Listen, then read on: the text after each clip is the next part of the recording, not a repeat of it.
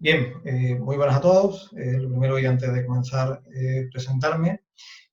Mi nombre es Francisco Vera, soy técnico brica, en mi caso de la base de Cártama, Málaga. Y bueno, pues es la persona que os guíe por este primer capítulo del módulo 3, que denominamos método de extinción en incendios forestales. ¿Vale? Mirad, antes de comenzar a explicar cuáles son los principales métodos de extinción de incendios, vamos a definir una serie de conceptos básicos, conceptos bueno, que posteriormente nos van a ayudar a comprender lo que es esa segunda parte del módulo. ¿Vale? Así, bueno, pues vamos a ver en esta parte inicial lo que es una línea de control y los diferentes tipos de esta que nos podemos encontrar. Pondremos también algunos ejemplos de estas para que podamos comprender visualmente lo que es el elemento en sí. Vamos a definir con claridad, o por lo menos con la claridad que podamos, en lo que es una línea de defensa y cuáles son los fundamentos y principios que rigen su construcción y su localización. De igual manera, vamos a hablar de lo que son los puntos de anclaje y de la importancia que tienen estos fundamentalmente en la seguridad que deben de regir en las operaciones de extinción de incendios. Y por último, veremos lo que es una quema de ensanche o quema de seguridad, lo que es un contrafuego y cuáles son las diferencias existentes entre las dos técnicas de ignición, por decirlo de alguna manera. ¿Vale?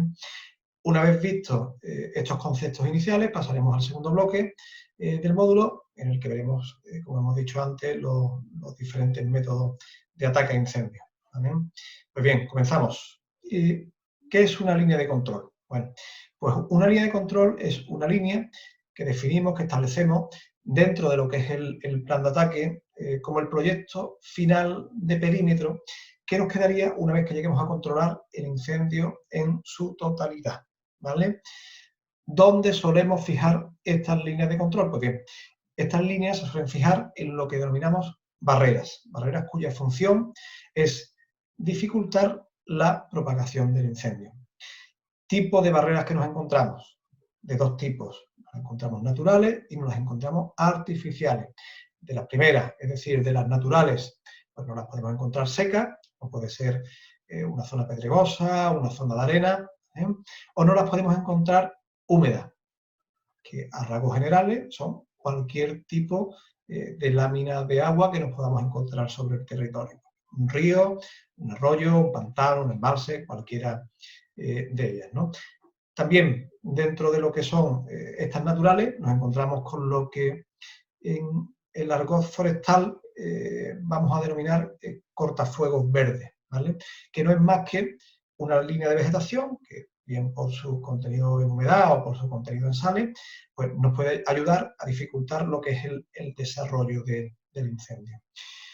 Dentro del segundo tipo de barreras, de las artificiales, es decir, de las que han sido construidas por el hombre, bueno, pues podemos diferenciar entre las que han sido construidas con un fin diferente a lo que es la prevención y extinción de incendios, pero que en cualquier caso nos pueden servir de utilidad para frenar cualquier frente de llamas, ¿vale? Pueden ser carreteras, pueden ser pistas, pueden ser carriles, y las que sí que han sido construidas a tal fin, ¿vale? Como son pues, cualquier tipo de cortafuegos que podamos encontrar, ¿vale? Ejemplos, bueno, pues aquí tenéis, en primer lugar, una de las barreras donde podemos fijar nuestra línea de control, y bueno, que además ya hemos definido anteriormente, es el cortafuegos verde. Fijaos en el gráfico que aparece en la figura, ¿vale? Donde bueno, se nos establece una configuración en modo vaguada, ¿vale? Y en la que en el fondo de esta nos encontramos con vegetación de tipo higrófilo, vegetación que, bueno, que por su alto contenido en humedad, bueno, pues nos puede servir como barrera de contención para ciertos frentes de llama, vamos a decir, no todos los frentes de llama, porque eso va a depender un poco de la configuración de esa vegetación, de su contenido de humedad, de muchos factores, pero bueno, de ciertos factores de llama, ¿vale? ¿A qué tipo de barreras pertenecía el cortafuegos verde? Bueno, pues recordad que el cortafuegos verde pertenecía a las barreras de tipo natural, ¿vale? De las que no son construidas por el hombre. Siguiente ejemplo que nos encontramos. Faja auxiliar. ¿Qué es una faja auxiliar? Bueno, pues una faja auxiliar es una estructura lineal de defensa contra incendio que discurre de manera anexa, de manera aneja, a otras estructuras que ya están presentes en el territorio, ¿vale? Puede discurrir anexa a un carril, puede discurrir anexa a una carretera o incluso puede discurrir anexa o adjunta a cualquier tipo de línea cortafuego.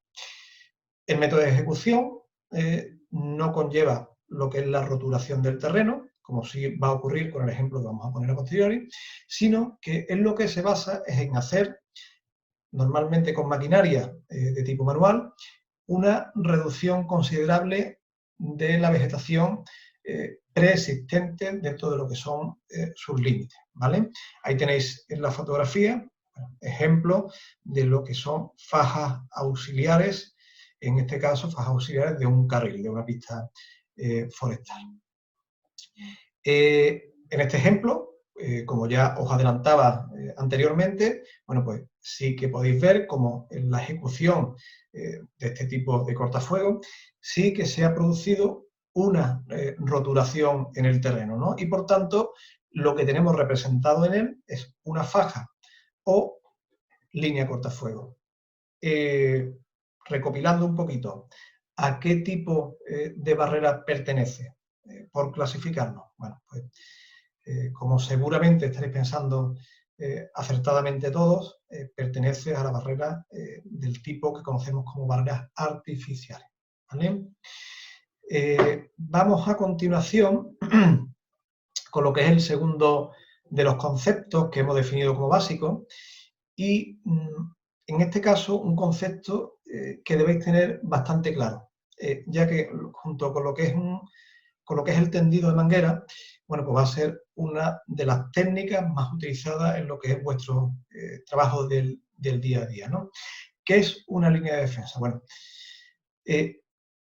una línea de defensa es un elemento que se construye bien de forma manual o de forma mecánica, pero siempre a cierta distancia del frente de llama y cuyo efecto es romper la continuidad del combustible que se halla en la trayectoria entre el frente del incendio y la línea que nosotros construimos, ¿vale?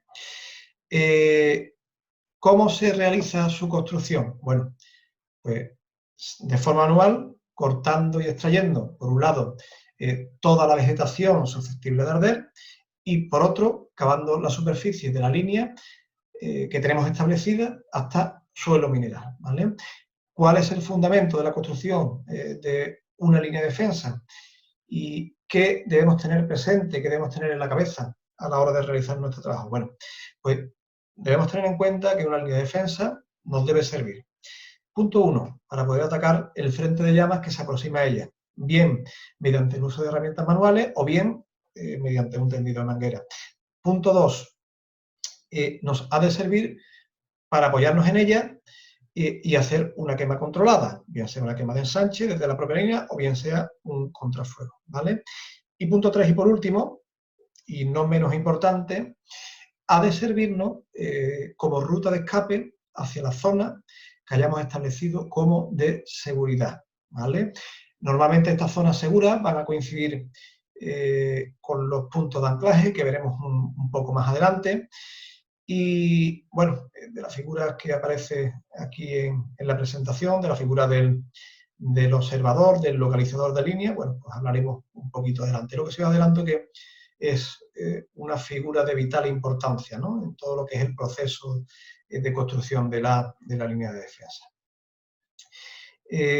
Cuestiones que debemos tener en cuenta a la hora de establecer lo que es la situación de una línea de defensa. Bueno, pues la línea siempre se ha de establecer a una distancia adecuada del frente de llamas, ¿vale? De manera que ésta pueda quedar construida antes de que el frente de llamas alcance la línea que estamos construyendo, antes de que la última persona que va construyendo la línea pase por la línea, ¿vale? En el caso de que el frente de llamas alcance la línea antes de que la hayamos construido, estaremos en una situación de bastante peligro, ¿vale? Con el tiempo, pues con el tiempo pasa exactamente lo mismo que con la distancia.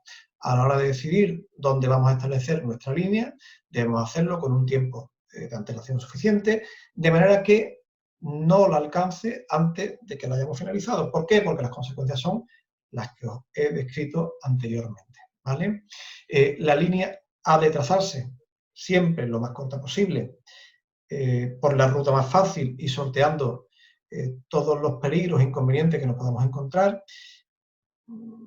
Por ejemplo, si sabemos que por un trazado inicial de línea nos vamos a encontrar con una zona de barranco inaccesible, bueno, pues tendremos que descartar esa ruta inicial que hemos establecido para nuestra línea y tendremos que trazar, bueno, pues una ruta alternativa, ¿no?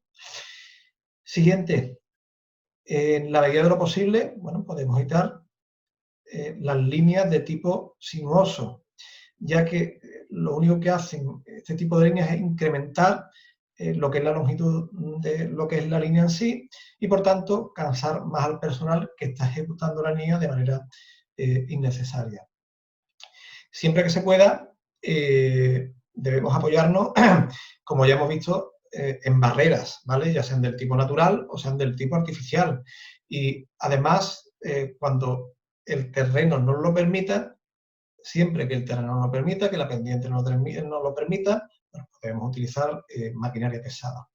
Los focos secundarios siempre han de ser perimetrados en su totalidad, siendo además prioritarios en el ataque. Quiero decir que si estamos trabajando sobre un foco principal y en un momento determinado, desde esta posición del foco principal, nos salta un foco secundario, tenemos un salto de fuego, un salto mediante una pavesa, y nos crea un foco secundario, este foco secundario abandonamos el foco principal y no dedicamos a apagar el foco secundario. Ese foco se nos convierte en prioritario, ¿vale?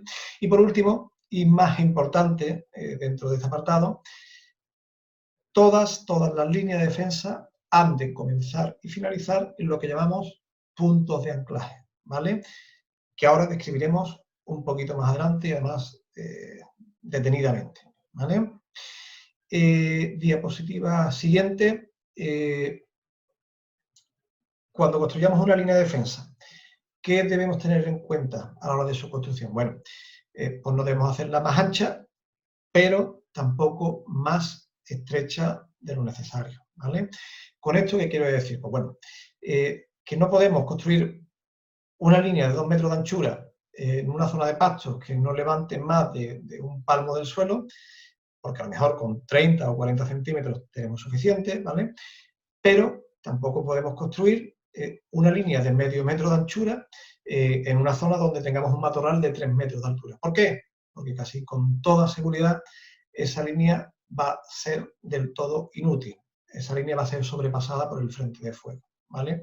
Así que, bueno, dentro de lo que es establecer estas anchuras de la línea de defensa, bueno, pues tenemos que ser capaces de aplicar un poquito la lógica y sobre todo lo que son los principios de proporcionalidad, ¿vale? También tenemos ahí que, y es muy importante, que debemos dejarla despejada hasta suelo mineral. Cuando el trazado de esta discurra sobre curvas de nivel en una zona de pendiente más acusada o menos acusada, pero bueno, con pendiente, debemos crear en la parte inferior de lo que es la línea lo que nosotros llamamos caballón o zanja, ¿vale? Con el fin de que el material incandescente que pueda pues, bueno, rodar desde dentro del perímetro del incendio hasta nuestra línea, bueno, pues que se detenga en esa zanja o caballón, ¿vale? Importante dentro de su construcción que aparte de crear esa línea central limpia de todo material vegetal, bueno, pues que fundamentalmente en la zona más próxima al frente de llama se rebaje la altura de la vegetación de la línea que pega con esta, ¿vale? ¿Para qué nos va a servir esto? Bueno, pues esto nos va a servir para que cuando el frente de llama alcance la zona central de la línea, bueno, pues lo haga con bastante menos fuerza, ¿vale? Bastante menos intensidad. Tener en cuenta y como parte fundamental de la ejecución que tras la apertura de la línea bueno, pues debemos ensanchar esta mediante una quema controlada, ¿vale? ¿Quién daría esta quema controlada? Pues, bueno, la debe de dar la persona de cierre, y esta persona de cierre, bueno, pues tiene que coincidir con la persona, sobre todo, más experimentada del grupo, ¿vale? Que tenga, a poder ser, ciertos conocimientos de lo que es el manejo del fuego y de lo que es el control de la operación. Ya hemos dicho antes que la línea nos ha de servir como ruta de escape, ¿vale? Hacia la zona de seguridad. Por tanto, tengamos en cuenta a la hora de construir que la línea ha de tener una anchura suficiente como para que nosotros nos movamos con cierta solvencia en momentos que pueden ser complicados, que pueden ser delicados. Y por último, dentro de lo que es este apartado, debemos tener en cuenta lo que es el factor ambiental, fundamentalmente cuando utilicemos maquinaria pesada en la apertura de línea de defensa. ¿Por qué? Bueno, pues sobre todo por el impacto visual y el impacto ecológico que conlleva la apertura de grandes superficies cortafuegos, ¿no? en nuestro territorio.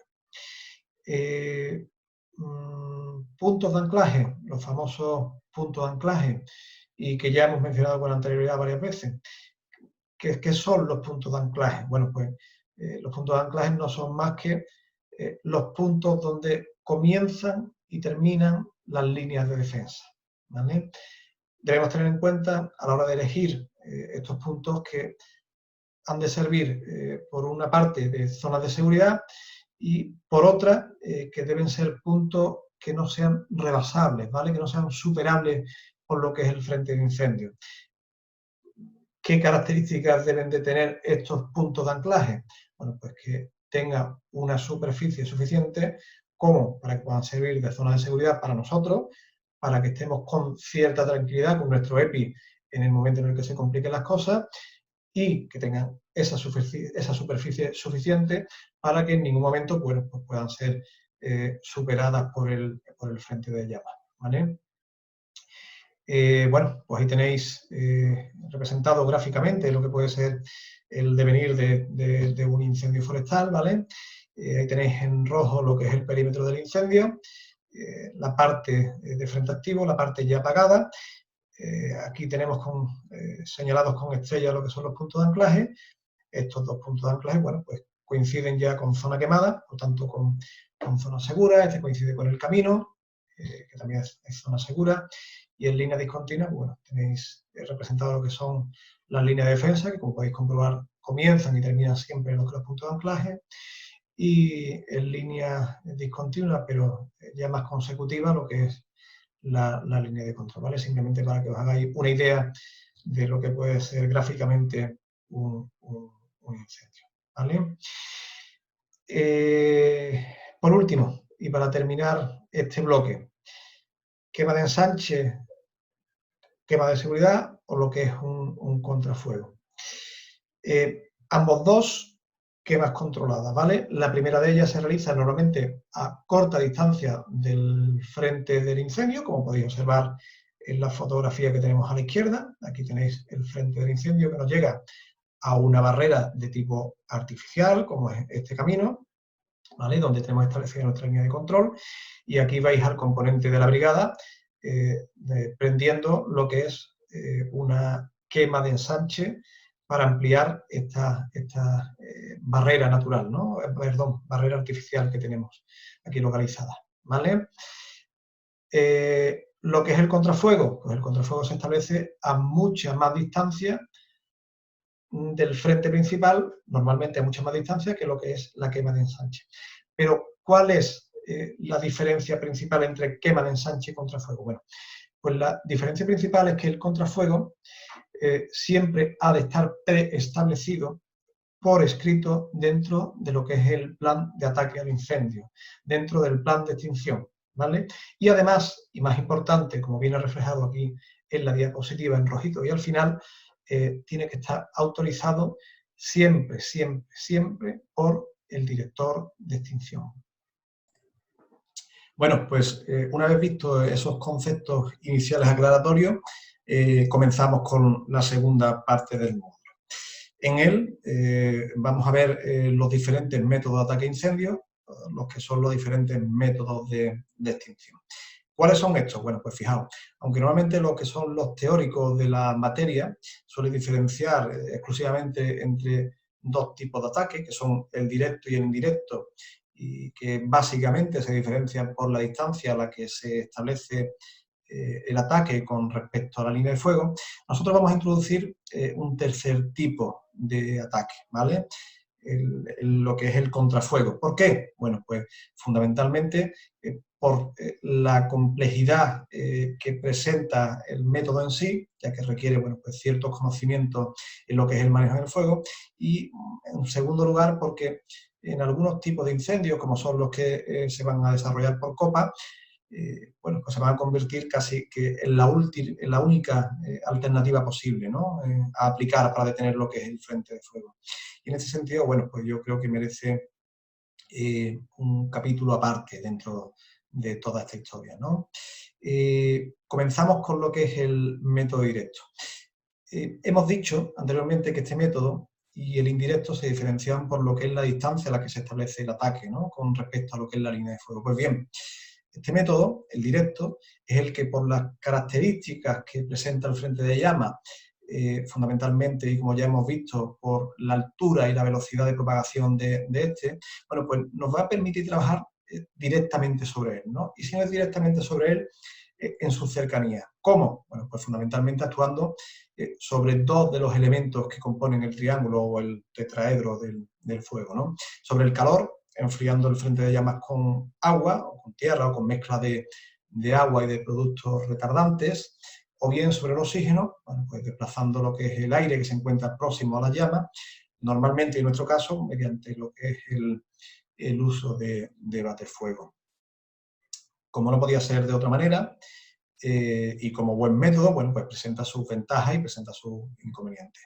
Y además, ventajas e inconvenientes que van a estar totalmente interrelacionadas, ¿no? Con lo que es el método indirecto. Y bueno, pues en este caso, bueno, nos van a resultar fáciles de retener, ¿no? En cierta manera. Primera ventaja, bueno, pues el ataque directo es un tipo de ataque que nos va a permitir reducir lo que es la superficie quemada. ¿Por qué? Bueno, pues porque en este caso, y a diferencia con el método indirecto, no vamos a tener que sacrificar vegetación intermedia, ¿vale? Segunda ventaja, es un sistema muy seguro, bastante más seguro que lo que es el método indirecto. Ya que trabajamos pues, muy cerquita de lo que es la mejor de las zonas seguras, la zona quemada, ¿vale? Recordemos, quemada en su integridad, sin posibilidad de retorno. Una zona quemada, pero que tenga posibilidad de retorno, no es zona segura, no la podemos considerar zona segura.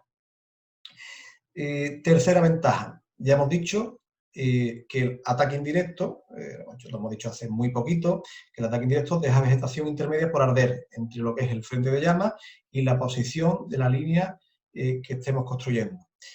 ¿Cómo afecta eso a nuestras operaciones en el sentido de la seguridad, ¿no? Pues bien, el hecho de dejar esa vegetación intermedia entre nosotros, y el frente de llama unido a lo que es la distancia que hay entre el frente y nosotros, bueno, pues se convierte en un peligro añadido a las operaciones, en el sentido en el que en un momento determinado podemos perder de vista lo que es ese frente de llama y lo que es el comportamiento que está teniendo este, ¿no?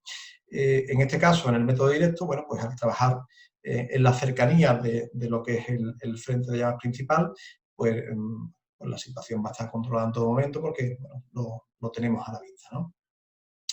Inconvenientes, bueno, pues el primero de ellos, y es una condición casi inevitable, es que el trabajar sobre el mismo frente, bueno, pues va a hacer que el personal que trabaje ahí pues va a estar afectado por lo que es el calor y lo que es el humo que se desprenda de la línea de fuego. Segundo inconveniente, bueno, pues al tener que seguir lo que es el perímetro que describe el incendio, que bueno, pues, en algunas ocasiones puede ser incluso hasta caprichoso, ¿no? Bueno, pues la línea de control pues, va a ser bastante más larga que lo que es en el método indirecto. Tercero, el hecho de trabajar sobre el mismo perímetro, pues por ejemplo, bueno, pues realizando golpeos con el batefuego sobre el frente, pues puede hacer que en un momento determinado lancemos material incandescente, material ardiente, sobre la zona que no está quemada aún, ¿vale? Con el peligro que eso conlleva. Cuarto inconveniente, al contrario que el indirecto, en este caso, bueno, pues no podemos aprovechar lo que son las barreras naturales o artificiales que nos ofrece el terreno, y si las podemos aprovechar siempre va a ser en mucha menor medida que lo que es en el ataque indirecto, ¿no? Con lo cual, bueno, pues ese trabajo que nos podíamos ahorrar, pues al final no nos lo ahorramos, ¿no? Y por último, el método directo, por norma general, ¿vale? Es un tipo de ataque que suele requerir mucho más trabajo de remate y liquidación que otros tipos de métodos. Otros tipos de métodos en los cuales en su aplicación casi que ya estás ejecutando lo que es el remate y la liquidación, y bueno, pues en este caso no, en este caso en el método directo casi que vas a tener que apagar en primer lugar y a continuación, bueno, pues hacer lo que son las tareas de remate y de liquidación, ¿vale? Limitaciones que nos ofrece el método directo en su aplicación, pues fundamentalmente tres, ¿vale? En primer lugar, las relacionadas con lo que es la longitud de llama, ya que a partir de determinadas longitudes de llama no nos podremos acercar al frente lo suficiente para poder trabajar en él, fundamentalmente, bueno, pues por la radiación que nos va a desprender el frente de llama. Y lo mismo ocurre con lo que es la velocidad de propagación, ¿vale? A partir de cierta velocidad de propagación, bueno, pues el frente avanzaría mucho más rápido que nosotros apagándolo, y por tanto, bueno, pues este método no resultaría efectivo. De todas maneras, ahora en un poquito vamos a ver los datos organizados y reflejados en unos cuadros, bueno, pues que nos pueden servir para aclarar un poco más este asunto, ¿vale? En segundo lugar, bueno, pues las relacionadas con lo que es la configuración del terreno. Existen ciertas orografías de carácter abrupto o bastante abrupto, por las que en principio, bueno, pues el fuego sí va a poder discurrir, se va a poder desarrollar sin problemas de ningún tipo, pero por la que nosotros no vamos a poder desplazar, ¿vale? Y por tanto nos va a obligar a cambiar de método, probablemente optando por el método indirecto o por un ataque tipo aéreo, ¿no? Que no tengan problemas, no tengan dificultad para desplazarse por el terreno. Y en tercer y último lugar, las relacionadas con el tipo de combustible, en las que, como hemos descrito anteriormente, existe determinado tipo de vegetación que generará tal intensidad de llama o tal velocidad de propagación, bueno, pues que no nos va a permitir el uso de este método de extinción, ¿vale? Aquí tenéis un primer cuadro, ¿vale?, en el que vienen clasificadas las longitudes de llama, la longitud de llama que nos podemos encontrar en un incendio cualquiera, ¿no?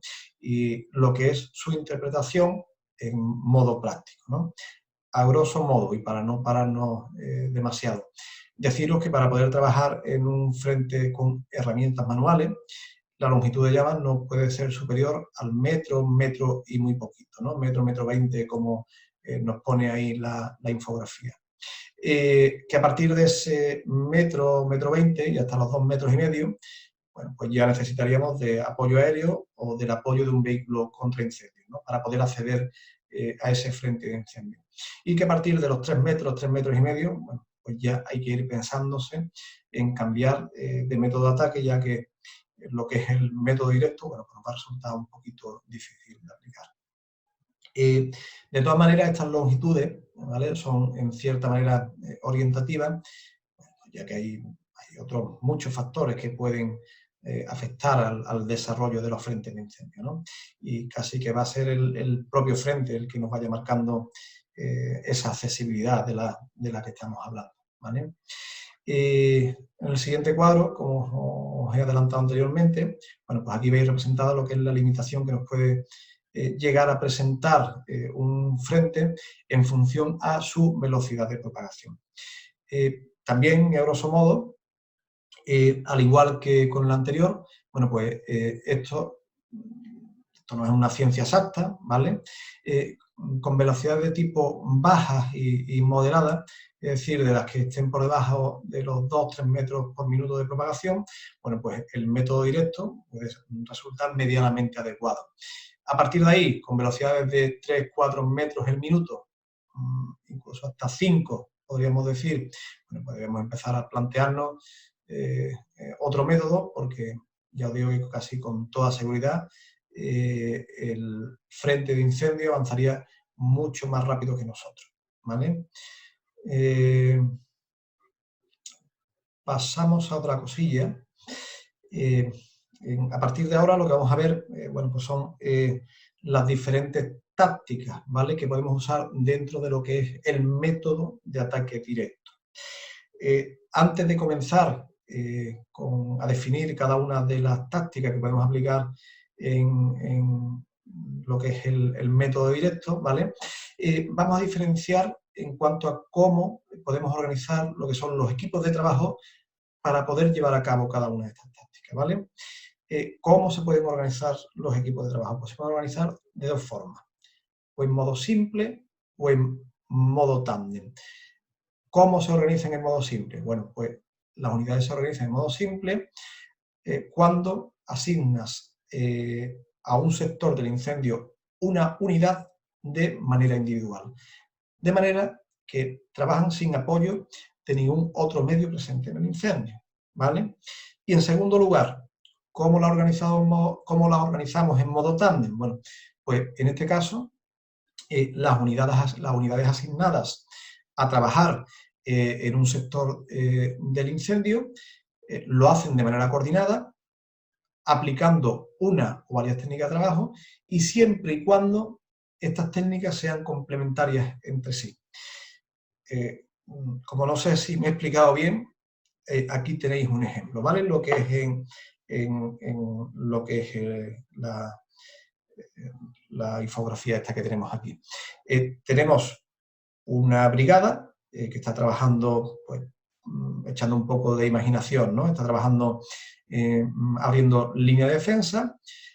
Junto con la brigada tenemos un helicóptero que está descargando por delante de la brigada, aplacando lo que es el frente de llamas, y posteriormente tenemos lo que es un camión, un vehículo contra incendio, trabajando en labores de remate y liquidación, ¿vale? Con lo cual tenemos 3 unidades realizando 3 técnicas diferentes, pero complementarias entre ellas, de manera que repercuten sobre la acción en que va a tener máxima efectividad, ¿vale? Entonces recordemos que cada una de las tácticas que veamos las podemos realizar en modo simple o en modo tándem, ¿vale? Pasamos a ver ahora lo que son las diferentes tácticas que podemos emplear. La primera de ellas, el ataque en pinza. ¿En qué consiste el ataque en pinza? Bueno, pues no es más que realizar un ataque por ambos flancos del incendio a la vez, avanzando de atrás hacia adelante, con el fin de alcanzar, lo antes posible la cabeza del incendio. ¿Para qué? Para finalmente terminar ahogándola, ¿vale? Este tipo de ataque se puede realizar bien en tándem o bien en simple, ¿vale? Como hemos explicado anteriormente, y que va a depender un poquito, bueno, pues de la evolución del incendio y de los medios que vayamos necesitando según las circunstancias. Siguiente táctica, acción por un flanco, ¿vale? En este caso, en vez de trabajar por los dos flancos a la vez, como se hace en el ataque en pinza, comenzaremos a trabajar por uno de los dos flancos, en el sentido, con la cabeza, pasaremos por la cabeza del incendio y terminaremos en lo que es el flanco contrario. ¿Cuándo aplicamos esta táctica? Bueno, pues esta táctica se suele aplicar fundamentalmente cuando estamos en los estados iniciales de un incendio y, bueno, tengamos que volcar los medios existentes sobre uno de los flancos. Por alguna prioridad que nos marque el terreno, pues bien porque sea que haya bienes de carácter no forestal, o sea, viviendas que tengamos que defender, como ocurre en el ejemplo que veis en pantalla, bien porque el comportamiento del incendio así no lo marque, o porque la accesibilidad de alguno de los flancos, bueno, pues no sea posible, ¿vale? Habrá zonas por las que no podamos acceder y obligatoriamente el propio terreno nos lleva a trabajar por un solo flanco, ¿vale? Vamos con la siguiente táctica. Acción envolvente. ¿En qué consiste la acción envolvente? Bueno, pues fijaos, existen algunos incendios en los que se necesita que ciertas posiciones, bueno, pues sean atacadas de manera simultánea, por los motivos que sean, porque existan personas a las que debamos defender, porque haya zonas críticas sobre las que no debemos permitir el desarrollo del incendio, etcétera, etcétera, etcétera. A esta técnica en la que establecemos varios puntos de trabajo simultáneos, bueno, pues la llamamos acción de tipo envolvente. A tener en cuenta, y como veis ahí representado en el gráfico, cada zona que establezcamos dentro de esta acción envolvente debe tener un punto de anclaje, ¿vale? Un punto de anclaje que al final en lo que se convierte es en zona segura, ¿vale? Siguiente táctica, el ataque paralelo. ¿Cuándo utilizamos esta técnica? Bien, pues el ataque paralelo es una técnica que utilizaremos cuando se nos presenten incendios que tengan perímetros irregulares, ¿vale? Que tengan muchos entrantes y muchos salientes y que nos puedan incluso presentar lengua de fuego. ¿En qué consiste? Bueno, pues consiste en ir abriendo línea de manera paralela a lo que es el frente a una distancia suficiente como para que no seamos afectados por temperaturas o por el humo que nos pueda desprender el frente de llamas, ¿vale? Tengamos en cuenta, bueno, pues que esa apertura de línea que realicemos, bueno, pues tiene que ir acompañada siempre de lo que es una quema de ensanche, ¿no? Una quema de ensanche que nos va a proveer de una zona de seguridad totalmente necesaria y sobre todo en este tipo de ataque. Ahí tenéis algunas ventajas e inconvenientes que presenta el ataque paralelo y bueno, que en principio la vamos a aparcar a un lado porque son casi totalmente coincidentes con las ventajas e inconvenientes que presenta el método indirecto, ¿vale? Y bueno, estas ventajas las vamos a ver dentro de un poquito, no quiero ser excesivamente pesado, ¿no? con el asunto. Y bueno, ya por último, tenemos la última táctica que podemos utilizar dentro de lo que es el ataque directo, ¿no? Y es la que denominamos ataque de contención. ¿Cuándo pondremos en práctica esta táctica? Bueno, pues cuando el incendio no supere una primera línea de control que nosotros tengamos preestablecida.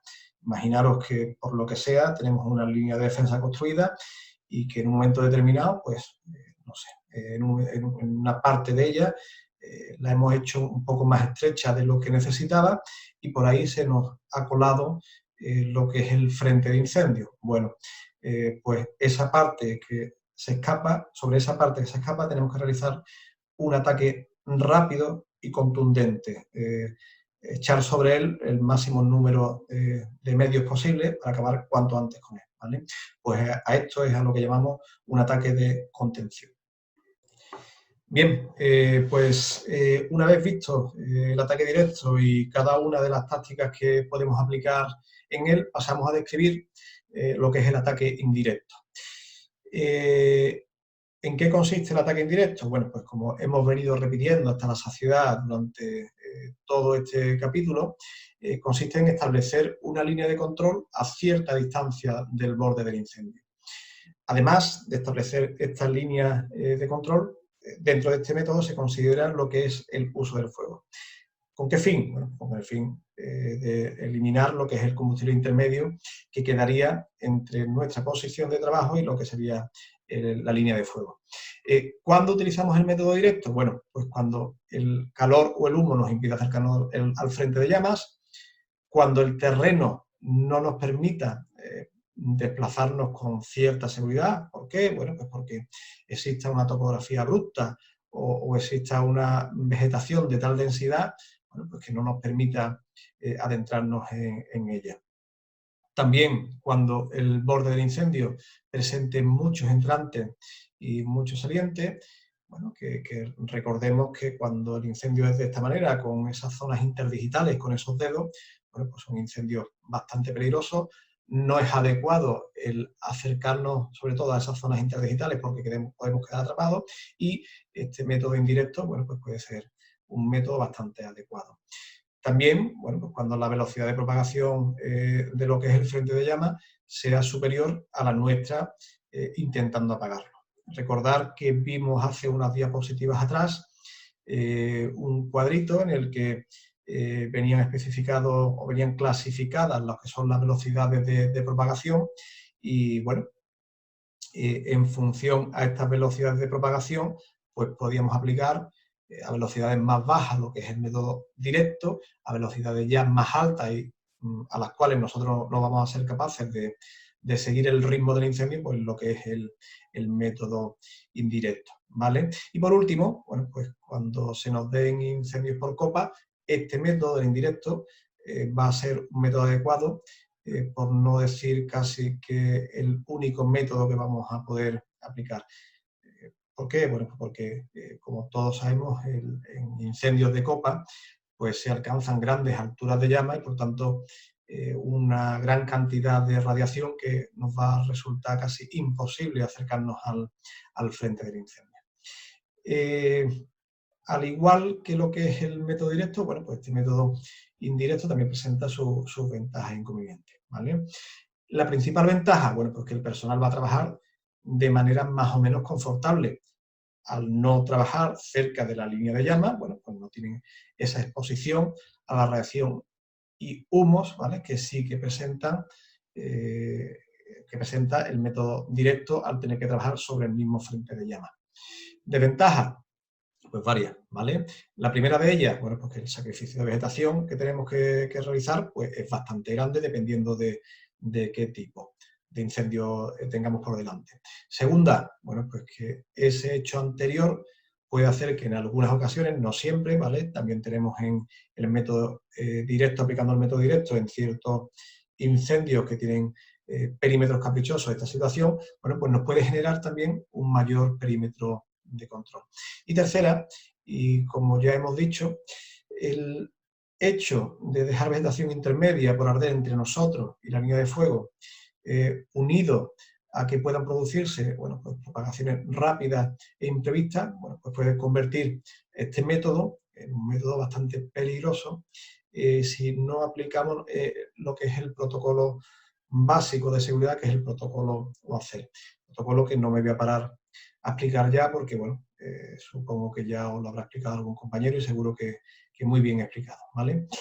Como dificultades, bueno, pues tengamos en cuenta que este método, bueno, pues exige una gran cantidad de trabajo y no es un método apto para grupos de trabajo pequeños, ¿vale? Grupos de trabajo pequeños, pero tampoco para grupos que no tengan cierto conocimiento del comportamiento de lo que es el fuego y que no tengan cierta experiencia, ¿vale?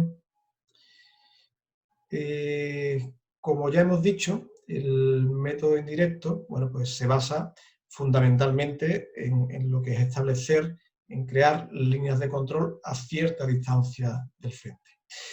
Pero, ¿cómo conseguimos que el frente de llama no nos sobrepase estas líneas de control? Pues bien, en primer lugar, aprovechando las barreras ya existentes sobre el terreno, ¿vale? Barreras que normalmente van a ser unas barreras de cierta entidad, como pueden ser carreteras, ¿vale? O caminos forestales, y que nos van a venir muy bien a la hora de, bueno, de asegurarnos de que ese frente no nos sobrepase la línea de control que nosotros tengamos establecido. Además, si nos servimos de esta barrera, bueno, pues trabajos que nos vamos a ahorrar y esfuerzos que también nos ahorramos y que posteriormente, bueno, pues nos pueden resultar de utilidad. En segundo lugar, bueno, pues ampliando lo que es en caso necesario estas barreras naturales o artificiales de las que hemos hablado. A lo mejor no tienen la suficiente anchura y haciendo una quema de ensanche, ensanchándola mediante quema, bueno, pues nos aseguramos de que el frente de llamas no sobrepase esta línea de control. Tercero, bueno, pues en caso de que no existan sobre el terreno este tipo de barreras, pues tendremos que ponernos manos a la obra, ¿no? Y crearlas nosotros mismos. ¿Cómo? Bueno, pues mediante la construcción de líneas de defensa que ahora veremos un poquito más detalladamente. Cuarto, bueno, pues creando líneas húmedas, apoyándonos en lo que son los medios aéreos, apoyándonos en lo que son vehículos de extinción, pues podemos crear líneas húmedas sobre la vegetación existente. Líneas húmedas que además os digo que son de mucha más rápida construcción que lo que es una línea manual y bueno, en ciertas situaciones en las que se requiera de esa rapidez, pues pueden ser una opción bastante aceptable, ¿vale? Y por último, y aunque nosotros lo hemos considerado un método aparte, pues aplicando contrafuego, apoyado a esas líneas de control de las que hemos estado hablando, ¿vale? La línea de defensa, bueno, pues como hemos comentado en la diapositiva anterior, es una de las tácticas que vamos a emplear para crear lo que es una línea de control. Quizás la más importante de ellas, ¿vale? Y por tanto, bueno, pues vamos a estudiar en profundidad lo que son sus fases de realización y lo que son sus características, las características que ha de tener y, bueno, y van a depender fundamentalmente de lo que es el tamaño del incendio, de lo que es la velocidad de propagación que tenga el frente de llamas y, bueno, fundamentalmente de lo que es la capacidad que tenga el personal que la esté construyendo. Mirad, antes de hablaros de lo que es la construcción y lo que es la localización de la línea de defensa, me gustaría hablaros de una figura, bueno, que habíamos dejado aparcada anteriormente y que es de vital importancia en la ejecución de línea, ¿no? Es la figura del localizador. ¿Quién es el localizador? Bueno, pues el localizador suele ser normalmente un miembro del equipo de trabajo que situado en un lugar en el que tenga a la vista el equipo y lo que es el frente de llama, bueno, pues sea capaz de poner en valor la situación que tiene delante de él, ¿no? ¿Con esto qué os quiero decir? Bueno, pues que no puede ser un componente del grupo al azar, sino bueno, que tiene que ser alguien experimentado, que tenga ciertos conocimientos del comportamiento del fuego, bueno, y que sea capaz de lo que os he dicho, ¿no? De poner en valor lo que tiene por delante. Daros cuenta de que es una persona que va a tener que llevar a cabo ciertas tareas de responsabilidad y, por tanto, bueno, tiene que ser una persona con ciertas capacidades, ¿no? Es una persona que, bueno, pues que tiene que ser capaz de, como os he dicho anteriormente, de evaluar continuamente la situación que tiene por delante. Ya hemos dicho, bueno, que el fuego es un ente dinámico y como ente dinámico, bueno, pues va cambiando de comportamiento, ¿no? En este sentido, pues el localizador debe de entender de alguna manera, bueno, pues este ir y venir que puede tener el frente de llama, saber analizarlo, saber cuándo ese ir y venir puede ser peligroso o cuando no es peligroso, ¿no? Y en un momento determinado, pues avisar a lo que es el grupo de trabajo, al equipo de trabajo, para que bueno, pues, puedan cambiar lo que es el trazado de la línea o bueno, pues actúe en consecuencia, ¿no? de los valores de seguridad que se imponen dentro de esta materia. ¿Vale? Construcción de línea de defensa. Lo hemos visto, yo creo que ya hasta la saciedad durante todo el capítulo, pero bueno, ya que tenemos aquí la diapositiva por delante, pues vamos a explicarla someramente, ¿no? Fase de la que consta, dos fases diferenciadas, una primera de corta y clareo del combustible, ¿vale? Lo que es el combustible aéreo, que normalmente la vamos a llevar a cabo mediante maquinaria manual, bien sea con motosierra, que va a ser lo más usual, o bien con desbrozadora, y una segunda fase que estará compuesta por la corta y lo que es raspado hasta suelo mineral, y que vamos a realizar normalmente con herramientas manuales, bien sea con azadas, del modelo que sea, o bien mediante Pulaski. Recordar, ¿vale?, como acción importante, lo que es en esta fase de construcción el rebaje de la vegetación cercana a lo que es la línea de defensa, ¿vale? Establecimos como obligatoria el rebaje de vegetación en la zona que nos viene el fuego y como aconsejable la parte que tenemos al otro lado, ¿vale? La parte que está más alejada de lo que es el frente de fuego. Pero es importante esta acción del rebaje de combustible, de vegetación a un lado y a otro de la línea. Formas que tenemos de localizar nuestra línea de defensa con respecto a lo que es el avance del fuego, pues tenemos 5 maneras de localizarla, ¿vale? La podemos localizar de manera frontal, de manera lateral, de manera oblicua, de manera segmentada y de manera auxiliar, ¿vale? Vamos a ver ya un poquito más con detenimiento cada una de ellas. Frontal, la primera de ellas, ¿en qué consiste? Bueno, pues esta forma de localización de línea consiste en construir una línea de manera perpendicular, ¿vale?, al frente de fuego. Y a una distancia suficiente, bueno, pues como para que tengamos tiempo de ensancharla con una quema de ensanche o con un contrafuego. Como veis en la figura, bueno, pues una vez que el frente del incendio y el que hemos generado nosotros se unen, bueno, pues comenzamos a trabajar de atrás hacia adelante, ¿vale? Comenzamos a trabajar desde lo que es la cabeza en este caso a lo que es los flancos, terminando la cola de incendio y cerrando el incendio. Oblicua, bueno, pues la metodología es exactamente la misma que la frontal, pero en este caso, bien porque tengamos las zonas de seguridad más alejadas o porque las características del avance del incendio así nos lo indiquen, bueno, pues creamos esta línea con un poco de inclinación con respecto a lo que es el frente de llama, ¿vale? El trabajo de extinción pues, se concluye tal cual la frontal, una vez que se han unido los dos frentes, el de la cabeza del incendio y el que nosotros creamos, bueno, pues ya tenemos zona segura, con lo cual podemos empezar a trabajar por flanco hasta alcanzar lo que es la cola del incendio. Línea segmentada, bueno, pues este tipo de disposición de línea que utilizamos en incendios normalmente cuando tenemos frentes irregulares o discontinuos, ¿vale? En este caso, lo que hacemos es crear líneas de tipo frontal para lo que es cada dedo o cada zona activa que nos presenta el frente, ¿vale? Una vez que hayamos creado estas líneas, que hayamos creado esa quema de ensanche, bueno, pues posteriormente terminamos completando la línea hasta sus anclajes, ¿vale? Cuidado, como hemos repetido ya en muchas ocasiones durante el módulo, cuidado en entrar en esas zonas interdigitales, ¿vale? Porque corremos un grave riesgo de atrapamiento. Línea a dos pies. Bueno, pues quizás las que más vais a utilizar de todas las que hemos visto.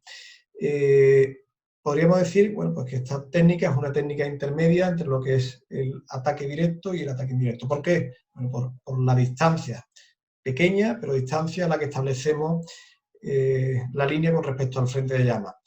2 pies, que es lo que indica su enunciado, ¿vale? 2 pies traducido al castellano, unos 50 o 60 centímetros, en función a la altura que tengamos de llama. ¿Cuándo aplicamos esta técnica? Bueno, pues principalmente cuando podamos contar con algún medio aéreo que nos acompañe con una cadencia de descarga que sea, bueno, pues medianamente alta, ¿vale? De manera que nos permita alcanzar esa eficiencia, que se supone o que se presupone que debemos alcanzar con este tipo de técnica. ¿Qué se requiere para poder llevar a cabo esta técnica? Bueno, pues fundamentalmente un personal muy entrenado, ¿vale? Muy entrenado y que sean capaces de generar altos o muy altos rendimientos. ¿En qué tipo de avance? Pues fundamentalmente en avance de tipo progresivo, que ahora veremos un poquito cómo son los diferentes tipos de avance. ¿Dónde podemos aplicar esta técnica? Bueno, pues la diapositiva nos aparece que en terrenos llanos, que en terrenos con pendientes, nosotros nos vamos a quedar con que lo vamos a aplicar en terrenos que favorezcan esa consecución de rendimientos altos o muy altos, ¿vale? De los que hemos hablado anteriormente. Tener en cuenta, bueno, pues que este método va a ejercer, por decirlo de alguna manera, bueno, pues un efecto de retención solo temporal sobre el frente de llama, ¿vale? Fundamentalmente, ¿por qué? Pues fundamentalmente por la velocidad y el ritmo al que se trabaja, ¿no? Que nos va a permitir pues construir líneas ni demasiado anchas ni demasiado seguras. ¿Qué implica esto? Bueno, pues lo que implica es que los trabajos de remate y liquidación va a haber que hacerlos casi de manera consecutiva a lo que es la apertura de línea, ¿vale? Ahí en la siguiente diapositiva tenéis, ¿lo veis? Tenéis representado lo que es gráficamente la línea de 2 pies, la línea del tipo paralelo al frente de llama, bueno, y un poquito para que lo veáis gráficamente, ¿vale? Y la última forma en la que podemos localizar una línea de defensa con respecto al frente de llama, la línea auxiliar o línea de refuerzo, también llamada línea de refuerzo. básicamente consiste, bueno, pues en crear con maquinaria pesada una segunda línea de contención, bueno, para el caso en el que el incendio no sobrepase la primera línea que hayamos creado. ¿Dónde utilizamos esta técnica? Bueno, pues fundamentalmente en incendios en los que queramos proteger ciertas zonas con una especial necesidad, ¿no? Como pueden ser zonas habitadas o zonas con un alto valor ecológico, ¿vale? Bien, a continuación vamos a ver cómo podemos organizar el personal de cara a construir una línea de defensa. A grandes rasgos, bueno, pues existen dos formas organizativas. Una, que es el trabajo en equipo, y otra, que es el trabajo de manera individual, ¿vale? O más comúnmente conocido en nuestro sector como la asignación individual. Dentro del trabajo en equipo, bueno, pues podemos encontrar dos tipos de avance. El avance progresivo y lo que es el avance alternado. Vamos a ver cada uno de ellos un poquito más con detenimiento. El primero de ellos, el avance progresivo, bueno, pues deciros que es el más utilizado a la hora de abrir líneas, ¿vale? Consiste en ir avanzando todo el equipo en filada 1 detrás del componente que encabeza la línea de defensa, ¿vale? ¿Qué características son las más reseñables dentro de este método? Bueno, pues que las herramientas que utilicemos, aunque van a depender un poquito del modelo de combustible al que nos enfrentemos, siempre deben seguir una misma secuencia, ¿vale? Primero, lo que es el corte de la vegetación aérea, que normalmente lo haremos mediante motosierra. Segundo, lo que es el cavado y extracción de los tocones que ha dejado la maquinaria. Y por último, bueno, pues el raspado o lo que nosotros conocemos como arrastre de todo lo que se ha cavado anteriormente. Fijaros, bueno, ahí en la diapositiva hay un pequeño error, pero bueno, recordad vosotros siempre que el orden es corte, cavado y por último el raspado, ¿vale? O arrastre. Deciros que generalmente existe la figura dentro del equipo de trabajo que va a supervisar el trabajo y que normalmente, bueno, pues va a estar desempeñada por el jefe de grupo, normalmente apoyada por lo que es el localizador u observador, ¿vale? Y que como medida de seguridad, bueno, pues se ha de mantener cierta distancia entre los componentes. Entre componentes que lleven herramientas manuales se ha de mantener una distancia de 3 metros, ¿vale? Y entre componentes que lleven herramientas manuales y lo que es la motosierra, hay que mantener 5 metros de distancia. Y por último, bueno, pues deciros que en este método, el último componente de la brigada, o el que nosotros llamamos componente de cierre, bueno, pues es el que controla el que la línea quede bien hecha a su paso. Él es el que finaliza y como él es el que finaliza, él es el que va dando las instrucciones a los que le anteceden en el sentido de, bueno, de que la línea quede finalizada y terminada con ciertas condiciones de calidad. El avance alternado, bueno, pues el segundo de los métodos dentro de lo que es el trabajo en equipo, ¿vale? ¿Y en qué consiste? Bueno, pues consiste en asignar pequeños tramos de trabajo de entre 1 metro y 2 metros de longitud aproximadamente, y en el que cada componente a su paso, al paso por esa distancia que le hemos marcado, debe dejar terminada la línea en su totalidad, es decir, que debe dejar terminado, debe de hacer las acciones de corta, cavado y raspado, ¿vale? Todas al completo. Cuando termine ese tramo, ¿qué hace? Bueno, pues salta por delante del compañero que vaya encabezando la línea. ¿Ventajas de este método? Bueno, pues es un método sencillo y fácil de supervisar y que crea, bueno, pues un enorme estímulo, ¿vale? Competitivo entre lo que son los componentes. Bueno, pues si aplicándolo bien se pueden alcanzar pues unos excelentes rendimientos. Por otro lado, y al existir ese espacio de línea por terminar entre componente y componente, bueno, pues en el momento que tengamos una rápida propagación del incendio, bueno, pues podemos sufrir el que nos sobrepase esa línea. Con respecto al progresivo, la verdad que este método, bueno, pues es un poco por decirlo entre comillas, un poco más inseguro, ¿vale? El progresivo lleva la línea terminada, llevas el conjunto del equipo trabajando de manera compacta y con lo cual la línea queda terminada a su paso. Y aquí no, ¿no? Aquí van quedando trozos de líneas por terminar y bueno, eso hace un poco más endeble este método que el anterior, ¿vale? La asignación individual, bueno, pues este es el último método y en lo que se basa es en asignar a cada componente, bueno, pues un tramo del total del perímetro a realizar, ¿vale? O sea, si nos asignan un sector del incendio a realizar, pues un sector que pueda tener, bueno, no sé qué decir, pues 1 kilómetro, 1,5 kilómetros, pues repartimos por toda esa longitud de kilómetros a todo el equipo.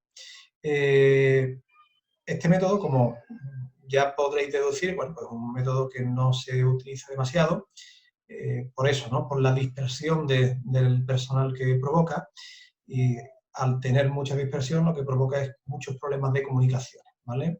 Y una de las cosas que debemos garantizar dentro de los incendios pues son esas comunicaciones. ¿Dónde se suelen utilizar? Bueno, pues fundamentalmente en incendios que tengan poca entidad, poca superficie, ¿vale? Y además de ello, bueno, pues que no tengan mucha actividad de llama. Aquí tenéis una primera tabla orientativa, ¿vale? En la que se muestran los rendimientos por componente y por modelo de combustible, medidos en metros por minuto. Se ven como los modelos iniciales, los modelos de pasto, ¿vale? Pues este rendimiento suele ser bastante más alto y a medida que vamos entrando en modelos de combustible de pasto más alto, de matorral, bueno, pues veis como estos rendimientos pues van cayendo sustancialmente, ¿vale? En esta segunda tabla, bueno, pues seguir viendo rendimiento, pero en este caso es el rendimiento que genera una brigada completa, una brigada tipo de 8 componentes y trabajando en avance progresivo. Fijaos que en los modelos más desfavorables, los que predominan los restos vegetales, que son, perdón, restos más pesados de mover y de manipular, bueno, pues estamos hablando de 200, 220 metros por hora de avance, y en los más favorables, en los modelos de pasto bajo, bueno, pues estamos hablando ya de un rendimiento considerablemente mayor, ¿no? De en torno a los 600 metros, que supone casi el doble, ¿no? de rendimiento. Y para terminar, ahí tenéis una última tabla, similar a la que hemos visto un par de diapositivas atrás, en la que se mide el rendimiento de cada operario en metros por minuto, pero aquí incorpora, bueno, pues valores máximos y valores mínimos que se pueden alcanzar. Los cuerpos no están igual todos los días, bueno, y ya están esos valores de mínimos y de máximos, ¿vale? Pasamos para cerrar este capítulo a ver el último de los métodos de ataque que habíamos establecido, el contrafuego, ¿vale? ¿Qué es el contrafuego? Bueno, pues haciendo una descripción más o menos sencilla, deciros que es la técnica en la que utilizamos fuego para apagar fuego, ¿vale? Fuego que normalmente daremos sobre una zona que en el normal devenir de lo que es el incendio hubiera sido quemada igualmente si nosotros no intervenimos, ¿vale?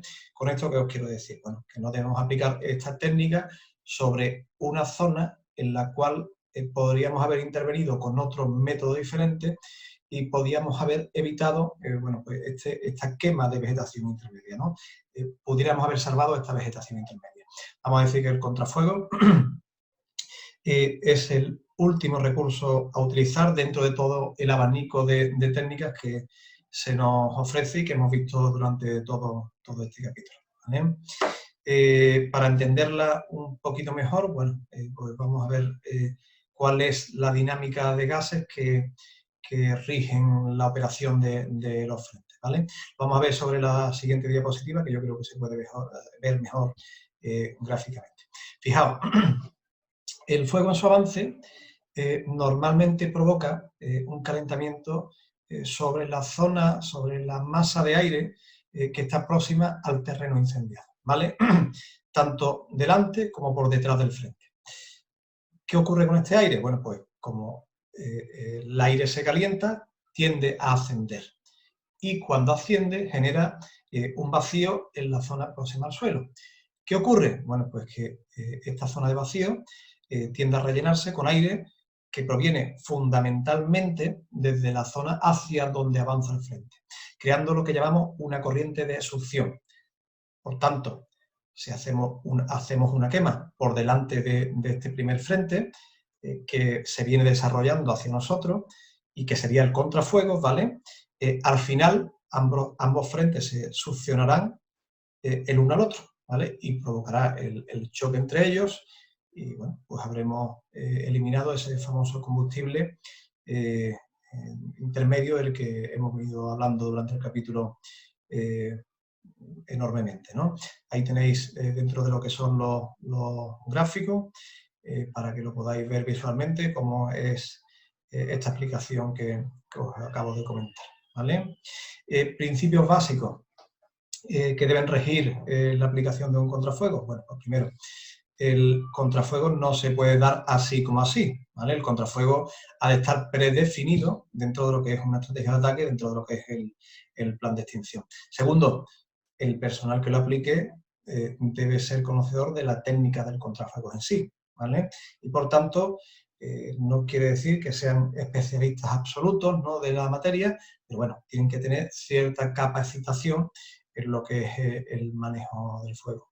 Tercero, bueno, pues las operaciones previas han de ser en cierto sentido, hay que hacerlas con cierto sentido común, ¿vale?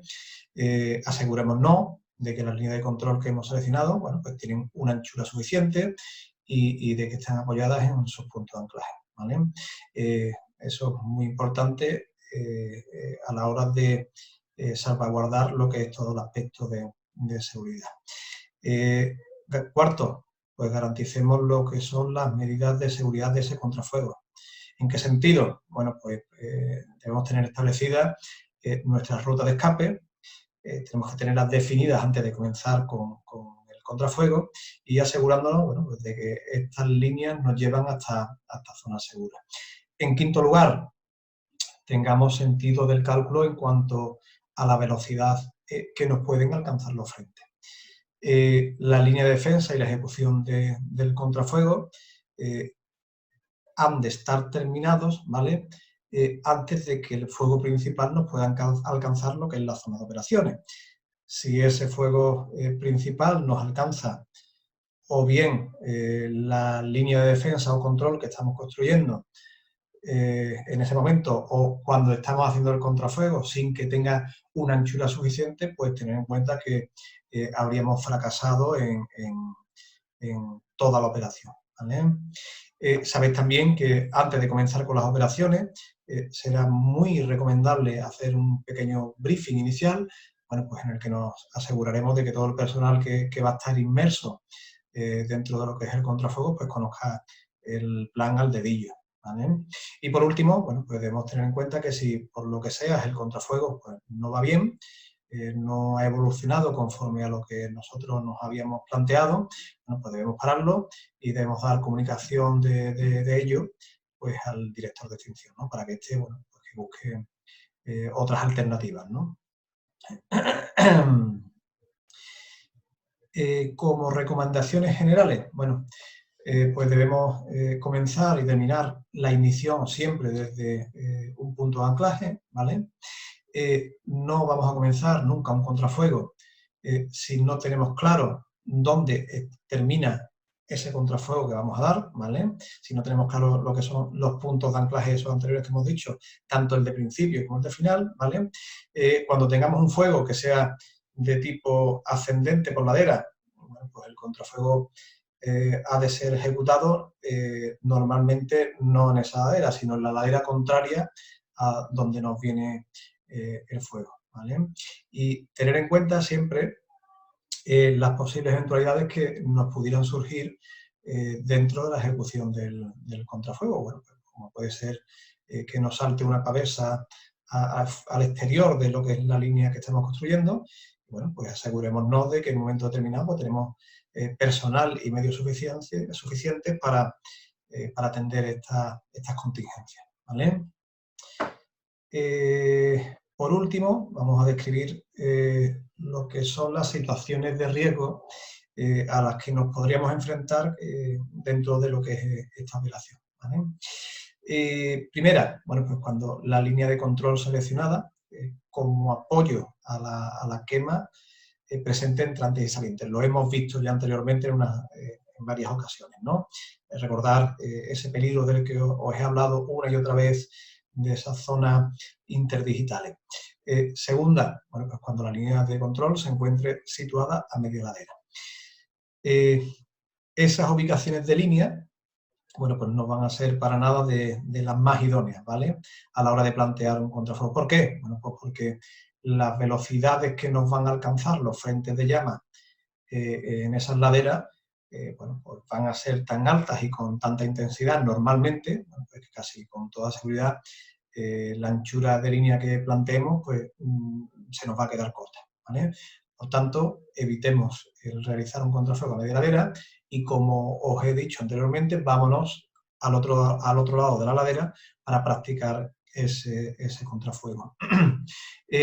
Cuando tengamos inestabilidad en la zona de incendio, ¿qué nos va a provocar?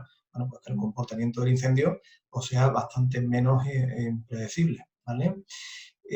Cuando el terreno presente variabilidad en cuanto a lo que es vegetación, bueno, pues aquí ocurre igual que con la inestabilidad, el comportamiento del fuego va a ser siempre más fluctuante, por decirlo de alguna manera, con combustibles que sean del tipo heterogéneo, que cuando tengamos combustibles que sean de mayor homogeneidad, ¿vale?